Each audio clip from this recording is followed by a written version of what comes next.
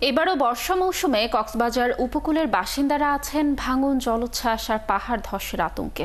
তারা বলছেন, সব সম্ভাবনা থাকা সত্ত্বেও শুধু টেকসই বেড়িবাঁধের অভাবে তারা প্রতি বর্ষায় ঝুঁকিপূর্ণ জীবনযাপন করেন।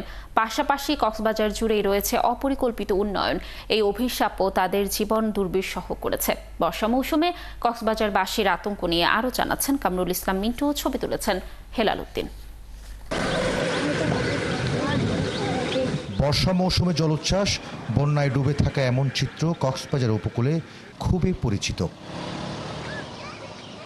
এই উপকূলের বাসিন্দারা জানান, বাস্তবতা হলো বছরের 1/3 সময় তাদের এমন দুর্যোগের মুখে পড়তে হয়। কখন কার ভিটে মাটি হারিয়ে যাবে তা সমুদ্রই ঠিক করে। তাই দুর্গত সর্বশান্ত বানভাসীদের জন্য খুরুশকুলে তৈরি হয়েছে এশিয়ার সবচেয়ে বড় আশ্রয়ন প্রকল্প। তারপরেও অনেকে সেখানে জায়গা পাননি, তাই প্রাণের ঝুঁকি নিয়ে তাদের থাকতে হয় পাহাড়ে। কক্সবাজার উপকূলের মানুষের অভিযোগ, তাদের এই বিভীষিকাময় জীবন থেকে রক্ষা করতে পারে একটি টেকসই বেড়িবাঁধ। প্রতি বছর রিপেয়ার হয়, প্রতি বছর ভিতরে চলে আসছে। বেড়িবাঁধকে স্থায়ী করার জন্য কোনো চিন্তা এই পর্যন্ত কোনো করা হয় না। বেড়িবাঁধের তো একটা সরকারে বাজেট দেয়, এটা কিন্তু জোড়াতালি দিয়ে ওরা চলে যায়, কিন্তু বর্ষা শুরু হওয়ার আগে এবার লোকালে পানি ঢুকে যায়। তারা আরও বলছেন, এখনও ঝড় বৃষ্টির মৌসুমে উপকূল জুড়ে সব হারানোর ভয় কাজ করে। যখন একটু বৃষ্টি হয় তারা রাত্রে ঘুমাতে পারে না, কখন তারা ভেঙে যাচ্ছে, কখন প্লাবিত হচ্ছে, কখন বাড়িতে পানি ঢুকতেছে। কম্বল দিলে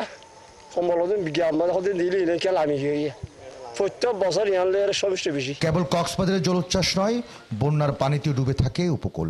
কারণ খাল দখল, নদী ভরাট, পানি চলাচলের পথ বন্ধ করে অপরিকল্পিত উন্নয়ন কর্মকাণ্ড। পানি উন্নয়ন বোর্ডের কর্মকর্তাও বললেন, টেকসই বেড়িবাঁধ ছাড়া কক্সবাজার উপকূলের স্থায়িত্ব ভাবা যায় না। যদি মেরামত করতে চাই তাহলে আমার লাগবে 7 কোটি টাকা। যখন আমি পাই, আমি তখন তুলনামূলক আমার যেটা বেশি ক্ষতিগ্রস্ত আমি ওই জায়গাগুলোই শুধুমাত্র ঠিক করি। তখন লোকজন বলে যে জোড়া টাকা দিচ্ছি, আমার যে জায়গাটা ফাঁকা আছে আমি ওটা বীজটা ক্লোজ করছি, যেটা আমার ঝুঁকিপূর্ণ আছে আমি হয়তো এখানে জিও ব্যাগ দিচ্ছি। এই ধরনের কাজগুলো আমি টেন্ডার থেকে করি। অথচ কক্সবাজার ভরা লবণ, মৎস্য শিল্প, পান সুপারি, কৃষি, প্রাকৃতিক সৌন্দর্যের সম্ভাবনায়। কামরুল ইসলাম মিন্টু, 71, কক্সবাজার।